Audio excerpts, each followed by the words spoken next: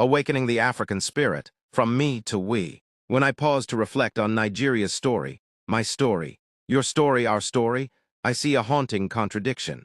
I see a people running tirelessly on a treadmill of faith and labor. Yet moving backward, we pray in churches, mosques and shrines, we hustle in markets, offices and farms, but progress escapes or eludes us collectively. Why? Because hard work without love for one another is like pouring water into a cracked pot. Individual ambition cannot heal a fractured society. The tragedy of the me mentality. In church, the pastor said, "Tell your neighbor you will live." The room mumbled or murmured. Then he said, "Tell yourself you will live." The roof nearly lifted. This is our crisis. We pray blessings for ourselves louder than we fight for justice for others. We chase personal miracles while ignoring systemic rot. Greed has become our silent doctrine, a parasite draining the lifeblood of our communal purpose. Greed, the chain around Africa's ankles. In Africa, greed is not a sin. It is a system. It is some professors rigging elections while expelling students for cheating. It is vehicle inspection officers, VIO, arresting motorists while some of their own vehicle is not roadworthy. It is politicians looting treasuries while blaming citizens for laziness. Hard work and piety mean nothing when minds are factories of selfishness. Greed and its extension, please take note. The private versus public contradiction. In the private business sector, an Igbo entrepreneur hires a Hausa manager because he's the best. A Yoruba entrepreneur hires Igbo accountant because he's the best.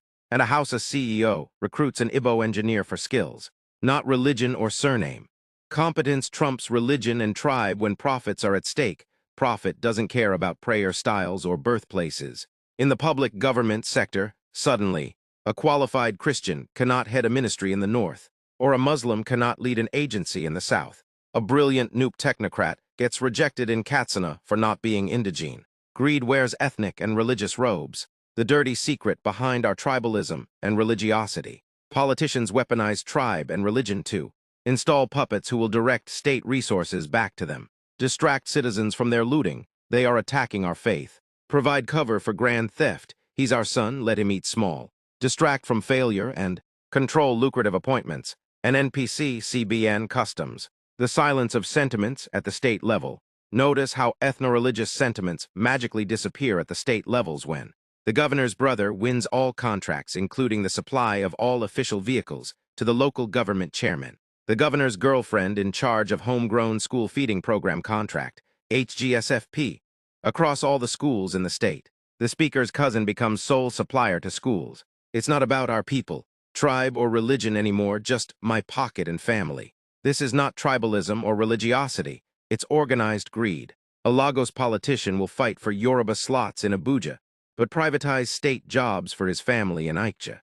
A Bauchi big man will scream Muslim marginalization federally, but award all local projects to his Muslim members. A Kogi businessman will scream Christian marginalization federally, but award all local projects to his church members. A nation that applies merit in personal businesses, but tribalism in government is not confused. It's consciously choosing greed, corruption over competence. Why religion and hard work aren't enough. A farmer tills the soil, but poisons the river his neighbor drinks from. A politician builds a mansion while the village school collapses. A student cheats to succeed, then blames leaders for a broken nation. What good is hard work if it only deepens the gutters between us? Africa's stagnation is not a curse, it's a choice. Africa's stagnation is not a curse, it's a choice. We've conflated survival with success, forgetting that a tree cannot thrive if its roots are selfish. Break the spell, rewire our consciousness, kill the me mentality. What if your child's success meant nothing until your neighbor's child thrived too? Sacred labor, work not for a mansion in a slum, but for a community where no child begs outside your gate. Redefine power. True power isn't dominating others, it's lifting them. Break the mirror, stop seeing your neighbor as a rival. See them as a thread in the same fabric. When one thread's frays, the whole cloth unravels. Finally, Africa's redemption begins not only in parliaments or pulpits, but in the quiet moments when we choose. We over me, let our sweat water the soil of unity, not the deserts of selfishness. The world is watching. Will we remain a parable of potential, or become a testament to transformation?